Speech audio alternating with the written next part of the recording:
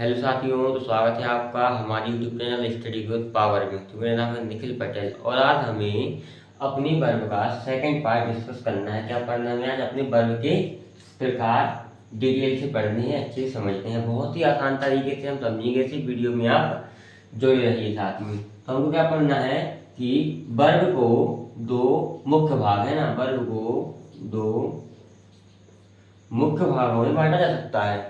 तो कौन कौन सा हो सकता है? हमारा पहला होता है axillary verb, AUXILIARY, axillary VERB। Axillary verb मतलब क्या होता है मेरे साथी? क्या है बोल तो हेल्पिंग वर्ब बोल देते। हेल्पिंग वर्ब मतलब सहायक क्रिया।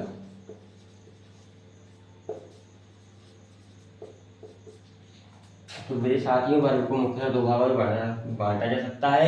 पहला कौन सा है? हमारा एक्सिलरी वर्ब या फिर बोल दो उसको हेल्पिंग वर्ब। अच्छा, इसका काम क्या होता है? देखो, या तो ये होता है जो मुख्य क्रिया में मदद करती है। क्या होता है? जो मुख्य क्रिया में क्या करती है? मदद करती है ना, मदद करती है। या फिर हम बोल रहे हैं कि जो सब्जेक्ट की स्थिति, सब्जेक्ट की स्थिति तथा अवस्था को बताती है ना, अवस्था को क्या होती है? बताती है। तो एक्सिलरी वर्ब क्या है मेरे साथ में? एक्सिलरी वर्ब जो सहायक क्रिया उसे बोलते हैं, जो मुख्य क्रिया में क्या करती है? मदद करती है। और या तो फिर बोल सकते हैं कि जो सब्जेक्ट की स्थिति या फिर अवस्था को बताती है वो क्या कहलाती है मेरे साथी? हेल्पिंग वर्ब, सहायक क्रिया कहलाती है, एक्सिलरी वर्ब कहलाती है। एग्जाम्पल के लिए मैं बोल दूं एम, ये क्या है? हमारी एक्सिलरी वर्ब है। इज, आर, है ना, ये सब क्या है मेरे साथी? हमारी एक्सिलरी वर्ब है। जैसे मैं बोल दूं सेल, ये सब मेरे साथियों बेल, ठीक है, ये सब हमारी क्या है मेरे साथियों? एक्सिलरी वर्ब जो सहायक क्रिया होती है ना। इसे हम सेंटेंसेस में पढ़ते हैं। सेंटेंसेस जब हम अपना सेंटेंसेस का टॉपिक पढ़ेंगे बहुत ही डिटेल से इन सबको पढ़ेंगे। फिर से इतना आप नोट कर लीजिए जब तक हम इसका एक और सेकंड पार्ट करते हैं। इसके बाद आप इसको नोट कर लीजिए।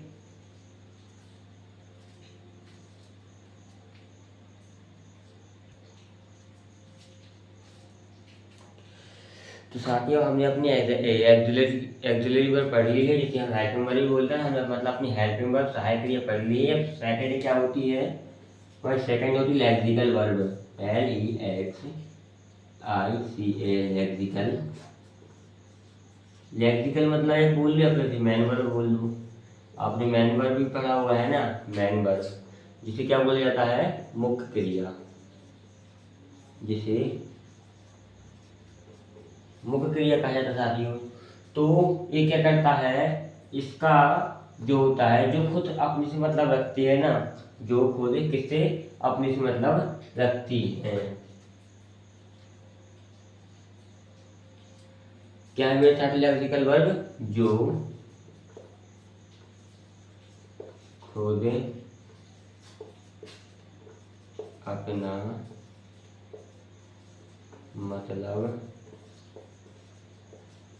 रखती हैं। जैसे एग्जाम्पल में बोल दिया जाए, कम मतलब आना होता है, गो मतलब जाना होता है, सिट मतलब बैठना होता है ना। जैसे ईट मतलब खाना होता है। अच्छा, एक प्रकार से बोला जाए तो जिसके अंत में क्या आता है मेरे साथियों? ना आता है। जैसे उठना हो गया है ना, जैसे बैठना हो गया, ठीक है, जैसे सोना हो गया। इसके लास्ट में क्या आ रहा है साथियों? ना आ रहा है ना। तो जिसके अंदर ना आता है मेरे साथी, वह हमारी मुख्य क्रिया होती है, अधिकतर मुख्य क्रिया। ठीक है, चलिए साथियों इतना नोट कर लीजिए आप। फिर हम मेन जो हमारी एक्सिलरी वर्ब हमने सहायक क्रिया पढ़ी है साथियों, वो भी कुछ 24 प्रकार की होती है ना। मतलब 24 होती है, एक प्रकार से मतलब 24 होती है। ठीक है, जो हमारी एक्सिलरी वर्ब है, हेल्पिंग वर्ब है, वो से 24, वो कितनी होती है? 24 होती है। हम पढ़ लेते हैं एक बार कौन कौन सी होती हैं 24। हालांकि इसे डिटेल्स में हम अपने सेंटेंसेस में पढ़ेंगे। अभी आप इतना नोट कर लीजिए, फिर हम इसके आगे पढ़ते हैं। इतना नोट कर लीजिए आप।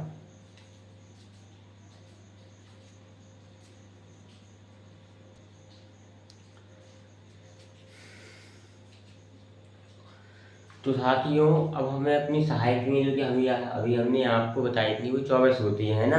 सेल्फ में वर्ब कितनी होती है साथियों? 24 होती हैं। तो 24 कौन कौन सी होती हैं? प्राइमरी एक्सिलरी वर्ब जो कि 14 होती है हमारी, जो सेंटेंसेस में काम आती है। देखता है कौन कौन सी हमारी? Am, is, are, was, were, है ना, be, being, being, do, does, did, have, had. इसी प्रकार से कितनी है? 14 है। ठीक है, कितनी है मेरे साथ? 14 जो क्या होती है? Primary axillary verb. तो कुछ मॉडल एक्सिलरी वर्ब होती है ना, मॉडल एक्सिलरी वर्ब होती हैं जो कितनी होती हैं? 10। Shall, should, will, would, may, might, must, कहना। इसी प्रकार से कितनी होती है साथ में? 10 होती हैं। ये हमने अपने बोर्ड में नोट कर लिया है जिससे कि बहुत ही कम समय लगे हमारी वीडियो में, है ना, और जल्द से जल्द पूर्ण हो जाए। तो 14 होती है हमारी प्राइमरी एक्सिलरी वर्ब होती है। मॉडल एक्सिलरी वर्ब कितनी होती है हमारी? 10 होती हैं। तो इसे हालांकि आपको याद नहीं करना है, ऐसा कोई भी क्वेश्चन एग्जाम में नहीं आता है कि इतने एक्सिलरी वर्ब बताओ कौन कौन सी होती है, मॉडल एक्सिलरी वर्ब क्या होती है। बस ये आपको क्या होता है? पता होनी चाहिए ना, ये जानकारी आपको क्या होनी चाहिए? पता होनी चाहिए साथियों। ठीक है ना, आप नोट कर लीजिए। फिर इसके बाद हम पढ़ते हैं अपनी मुख्य पर पढ़ते हैं। तो मुख्य क्रिया कौन कौन सी होती हैं इतना नोट कर लीजिए। मुख्य क्रिया भी 2 प्रकार की होती है, ज़्यादा नहीं होती है। एक ट्रांसिटिव वर्ब होता है एक, और इंट्रांसिटिव वर्ब होता है। यही पढ़ना है बात। तो जल्दी इतना नोट कर लीजिए आप, फिर पढ़ते हैं भाई।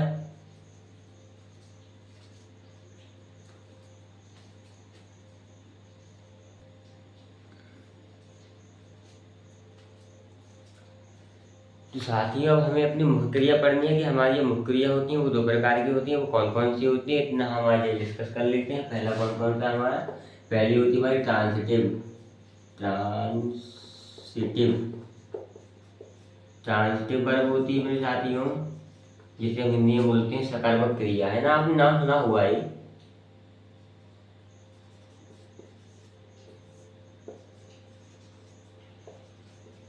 ये हालांकि आपने नाम सुना होगा। ये क्या होती है? ये वो क्रिया होती है जिसके बाद क्या आता है? हमारा ऑब्जेक्ट आता है। इस प्रकार से जैसे क्या लिखना है साथियों हमारा इसमें? इसमें हमको लिखना है अपना, देखिए, ऐसी क्रिया, ऐसी क्रिया जिसके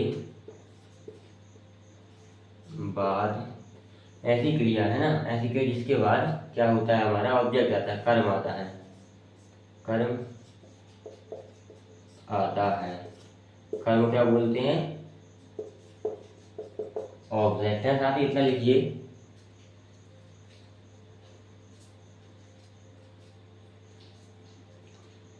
साथ ही इसके एग्जाम्पल हम समझते हैं। जैसे एग्जाम्पल है हमारा he reads, reads the book. तो देखो ये क्या है? हमारा वर्ब है, मेन वर्ब है ना साथियों। इसके बाद क्या आ रहा? हमारा ऑब्जेक्ट आ रहा। मतलब क्रिया के बाद क्या आ रहा हमारा साथियों? ऑब्जेक्ट आ रहा है। ठीक है, क्रिया के बाद ऑब्जेक्ट आ रहा, मतलब ये रीड हुआ, ये पढ़ना हुआ है ना। तो ये कौन सी क्रिया? सकारत्मक क्रिया। तो इस कंडीशन में ये मेरे साथियों ट्रांसिटिव वर्ब हुआ, क्योंकि इस वर्ब के बाद सीधे क्या है मेरे साथियों? ये क्या है? हमारा ऑब्जेक्टिव। जैसे आपने पढ़ा हुआ कोई भी सेंटेंस होता है वो किसके साथ बनता है? हमारा सब्जेक्ट होता है, वर्ब होता है, ऑब्जेक्ट होता है साथियों। बस वही इसमें है कि ही रीड्स द बुक। किसी भी सेंटेंस में ये तीनों चीज़ें बहुत जरूरी होती हैं, तीनों शर्त हमारी होनी चाहिए। तो he reads the book, he reads the book, वह क्या करता है? वह पुस्तक पढ़ता है। सिंपल सी बात है। तो यहाँ पे जो पुस्तक है, बुक है, वो ऑब्जेक्ट है, वो किसके बाद आ रही? वर्ब के बाद आ रही। यदि क्रिया के बाद सीधे क्या आता है मेरे साथियों? ऑब्जेक्ट आता है। जो क्रिया होती है वो क्या होती है? हमारी सकर्मक क्रिया होती है। तो ये कौन सी? ट्रांजिटिव क्रिया हुई। चलिए एक और एग्जाम्पल ले लेते हैं। जैसे he is going to Patna. मेरे साथ he is going to Patna. Simple सी बात है ना। जो वर्ब है, वर्ब के बाद क्या रहा? हमारा ऑब्जेक्ट आ रहा। मतलब ये हमारी कौन सी क्रिया हुई? ट्रांजिटिव क्रिया हुई। हाँ, यदि इसके बाद ऑब्जेक्ट नहीं आता तो ये हमारी इंट्रांजिटिव क्रिया हो जाती। ठीक है साथियों, इतना लिख लीजिए। इसके बाद हम अपने सेकंड क्रिया होती है मेरे साथियों इंट्रांजिटिव क्रिया। इंट्रांजिटिव क्रिया पढ़ना है हमें। इंट्रांसिटिव क्रिया को मेरे साथियों अकर्मक क्रिया बोलते हैं ना, सकर्मक क्रिया और अकर्मक क्रिया। लिख लीजिए आप अपना, फिर इसको डिस्कस करते हैं इसके बाद। लिख लीजिए।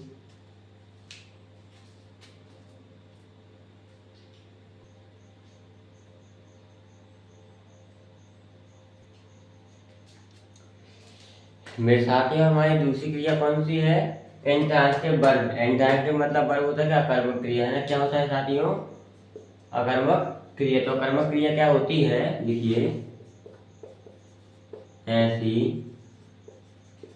क्रिया जिसके बाद क्या नहीं होता साथियों? कर्म। कर्म बोले तो ऑब्जेक्ट, ऑब्जेक्ट नहीं होता है। सिंपल सी बात है ना। तो एग्जाम्पल में देखते हैं। चलिए एग्जाम्पल लेते हैं। राम, राम बॉक्स। राम क्या करता है? मेरे साथ राम घूमता है। इसके बाद क्या नहीं हमारा? कोई भी ऑब्जेक्ट नहीं है, इसलिए कौन सी? इंट्रांसिटिव अभिक्रिया हुई है ना। इंट्रांसिटिव अभिक्रिया मतलब है कि क्रिया हुई, मेरा मतलब क्रिया हुई है ना। जैसे मैंने बोली ही प्लीज, वह क्या करते हैं सारे? खेलते हैं। इसके बाद कोई भी ऑब्जेक्ट नहीं दिया गया, ऑब्जेक्ट नहीं दिया गया, इसलिए क्या है? इंट्रांसिटिव अभिक्रिया है। यदि इसके बाद कोई ऑब्जेक्ट दिया होता कि जैसे ही वॉक टू पार्क, जैसे क्या करते हैं? पार्क में घूमते आते हैं। हमारी इस कंडीशन में कौन सी क्रिया होती? ट्रांसिटिव अभिक्रिया हो जाती। लेकिन इसके बाद कोई भी ऑब्जेक्ट नहीं दिया गया, इसलिए क्या है मेरे साथियों? इंट्रांसिटिव अभिक्रिया है। इस कंडीशन में इंट्रांसिटिव अभिक्रिया। यदि इसके बाद कोई ऑब्जेक्ट दिया हो तो ही प्लेज फुटबॉल। इसके बाद हमारा ऑब्जेक्ट दिया कि वह क्या खेलते हैं मेरे साथियों? फुटबॉल खेलता है। कोई भी जैसे एग्जाम्पल या समझ लीजिए एक और, जैसे ही प्लेज फुटबॉल। तो साथियों इसे समझिए आप, जैसे ये क्या हमारी क्रिया है, वर्ब है ना। ये क्या हमारी मेन वर्ब है जो कि आपने क्या है? पढ़ी है। इस मेन वर्ब में जो फुटबॉल दिया गया हमारा है ना, फुटबॉल क्या हमारे साथ? ऑब्जेक्ट है। अब ये वर्ब है, अगर ये वर्ब के बाद ऑब्जेक्ट दिया गया तो इस कंडीशन में जो हमारी वर्ब है, इस कंडीशन में जो वर्ब हमारी वो क्या है? ट्रांसिटिव। ट्रांसिटिव वर्ब सकर्मक क्रिया, क्योंकि इसके बाद क्या दिया गया हमारा? ऑब्जेक्ट दिया गया। परंतु ही प्लीज वह खेलता है, इसके बाद हमारा कोई भी ऑब्जेक्ट नहीं दिया गया, इसलिए हमारा क्या है साथियों? इंट्रांसिटिव अभिक्रिया। बताइए आप क्यों? कठिन है क्या इंट्रांसिटिव अभिक्रिया? इंट्रांसिटिव क्रिया ये हमने बहुत ही आसान तरीके से इसको डिस्कस कर लिया है। यदि आपको ऑब्जेक्ट में कोई प्रॉब्लम हो रही है, हम ऑब्जेक्ट कैसे पहचाने हैं साथियों, तो ये भी मैं अभी आपको बता देता हूँ। ऑब्जेक्ट हम कैसे पहचानते हैं, है ना। इतना नोट कर लीजिए, फिर हम ऑब्जेक्ट को लेकर थोड़ी सी चर्चा कर लेते हैं और बहुत ही आसान तरीके से एक ट्रिक के साथ समझते हैं कि ऑब्जेक्ट आखिरकार होते क्या है ना। इसे आप नोट कर लीजिए साथियों, नोट कर लीजिए इसे।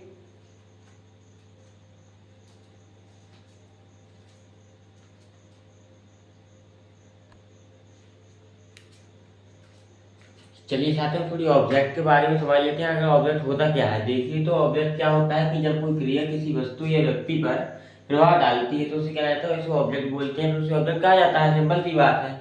जैसे मैंने क्या बोल दिया? Ram Yeats rice. Ram Yeats rice, Ram जो है चावल खाता है। तो जो जो क्या है मेरे साथ? ये राम चावल खाता है, तो यहाँ पर जो राइस है, जो चावल है, राइस को हिंदी में मेरे साथ में चावल बोलते हैं। जो चावल है वो क्या कर, तो चावल जो क्या है? ऑब्जेक्ट है, क्योंकि यह क्या बताता है? यह बताता है कि राम क्या खा रहा है ना। राम क्या खा रहा है, वर्ब है जो किस में जो डाल है हमारे, किसमें? किसी वस्तु या फिर किसी व्यक्ति की वह होती है ऐसी क्रिया है जो ईट्स है ना, एक क्रिया है ना। एक ये किस पे जोर डाल रहा है मेरे साथियों? चावल पे जोर डाल रही है ना, कि जो राम है वो क्या खा रहा है ना। वो क्या खा रहा है मतलब ऑब्जेक्ट जो कुछ खा रहा हो। क्या एक सिंबल से बोला जाए मेरे साथ में, एक ट्रिक के साथ बोला जाए तो याद रखो, जिस भी सेंटेंसेस में क्या का मतलब निकलता हो वही वर्ब कहलाता है। जिसमें सॉरी वर्ब कहलाया मेरा मतलब ऑब्जेक्ट कहलाता है ना। क्या निकलता हो, है ना, क्या से कोई मतलब निकलता हो मेरे साथ ही, वो क्या कहलाता है? हमारा ऑब्जेक्ट कहलाता है। जैसे मैंने बोल दिया एक में कि राम फुटबॉल खेलता है। राम फुटबॉल खेलता है। तो राम क्या खेलता है मेरे साथियों? फुटबॉल खेलता है। तो फुटबॉल क्या हुआ मेरे साथियों? ऑब्जेक्ट। यहाँ पर के का सेंस आया, देखो क्या का सेंस है? राम क्या खेलता है साथियों? राम फुटबॉल खेलता है। तो फुटबॉल क्या हुआ मेरे साथियों? ऑब्जेक्ट हुआ। तो जहाँ पे भी ऑब्जेक्ट में क्या निकल के आ रहा हो तो वो क्या है साथियों? ऑब्जेक्ट है। समझ में आया कि नहीं? तो चलिए इतना नोट कर लीजिए। इसके बाद हम थोड़ा सा और बल्ब के बारे में पढ़ लेते हैं, उसके साथ अपना बल्ब का टॉपिक खत्म करते हैं। इतना नोट कर लीजिए आप साथियों जल्दी।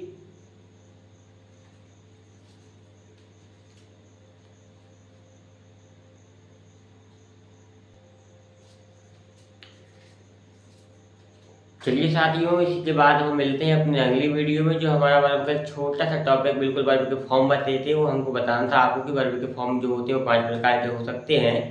वो हम अपनी प्रैक्टिस टेस्ट जो होगा हमारा वर्ब का उसमें पढ़ लिए है ना। ज़्यादा बड़ा टॉपिक है नहीं, लेकिन वर्ब के फॉर्म जो कि आप सभी जानते हैं वो 5 प्रकार के होते हैं।